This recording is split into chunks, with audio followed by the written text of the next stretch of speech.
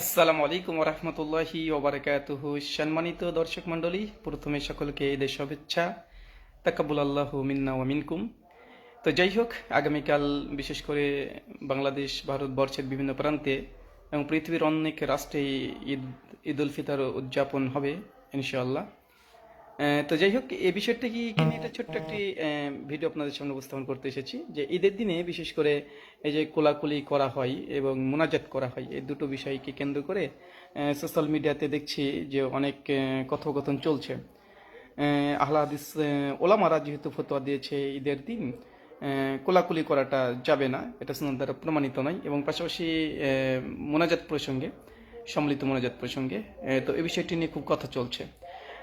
এই জন্য আপনাদের সামনে এসেছি। প্রথম কথা দুটোই মনে রাখবেন যে ঈদের দিনে ঘটা করে কোলাকুলি করতে হয় মনে করে কেউ যদি কোলাকুলি করে বা ঈদের দিনে এটা কোনো সুন্নাত বা মুস্তাহাব আমল মনে করে, তাহলে এটা বিদাত হবে, কেন এটা হাদিস বা সুন্নাহ বা আসার দ্বারা প্রমাণিত নয়। আর দ্বিতীয়, সম্মিলিত মোনাজাত এটা কোনো সহি হাদিস অথবা কোনো আসারে সাহাবা থেকেও প্রমাণিত নয়। তাই আহলুল হাদিসদের ফতোয়া স্পষ্ট যে এটা বিদাত হবে। তো আমাদের এই ফতোয়াটাকে অনেকে মানতে নারাজ, অস্বীকার করে, কেন আহলুল হাদিসদের ফতোয়া মানব না।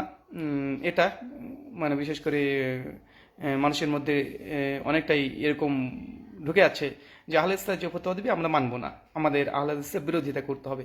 তো যাই হোক, এই জন্য আমি একটা বই নিয়ে এসেছি, বিশেষ করে দেওবন্দীদের বই। আর কিছুদিন আগে দেখবেন রেজাল করিম আবরার, আমাদের সকলে জানেন তার নামটা আর একটা কি আছে, তো উনি একটি বইকে প্রমোট করেছেন, সেটা বইয়ের নাম হচ্ছে ফতোয়া রাশেদিয়া। বঙ্গানুবাদ বইটাকে নিয়ে তিনি মানে পাবলিশ করেছেন, প্রচারের জন্য তিনি দোয়া করেছেন। চলুন সে বই থেকে একটা ছোট্ট মাসালা আমরা দেখে নেব ঈদের দিন প্রসঙ্গে কি বলা হচ্ছে। এ হচ্ছে ফতোয়া রাশেদিয়া, আপনারা দেখতে পাচ্ছেন। এটা সকলে জানেন যে হানাফিদের, বিশেষ করে দেওবন্দীদের ফকিহুল নাফস মুফতি রাশিদ আহমেদ গাঙ্গুই রহিমাহুল্লাহ, তার ফতোয়া সংকলন এটা। তো এই বইটা আপনারা দেখতে পাচ্ছেন আল খিদমা প্রকাশনী থেকে ছাপানো হয়েছে, আল খিদমা থেকে। বইটার 154 নম্বর পৃষ্ঠায় চলে যাবেন। 154 নম্বর পৃষ্ঠায় আমরা চলে এসেছি এই বইটার। আচ্ছা, এ হচ্ছে 154 নম্বর পৃষ্ঠা। বইটার ভলিউম হচ্ছে প্রথম খণ্ড। এখানে দুটো প্রশ্ন আপনাদের সামনে পড়ব, আপনারা একটু দেখে নেবেন। এখানে প্রশ্ন, প্রথমে আমরা এটা দেখি যে ঈদের নামাজের পরে মুয়ানাকা করা যাবে কি যাবে না। তো প্রশ্ন কি করছে, 3-85, তৃতীয় অধ্যায় 85 নম্বর প্রশ্ন, ঈদের নামাজের পর মুয়ানাকা করার বিধান কি। এখানে জবাব দিচ্ছেন, উত্তর, ঈদের দিন সুন্নাত মনে করে কিংবা জরুরি মানে মুস্তাহাব মনে করে বা জরুরি মনে করে ঈদের দিন নামাজের পর মুয়ানাকা করা বিদাত। পরিষ্কার।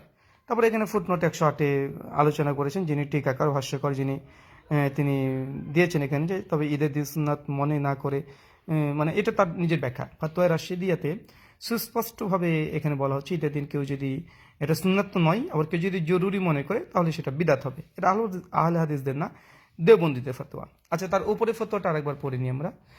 ঈদের নামাজের পরে, ঈদের নামাজের খুতবার পর দোয়া করা।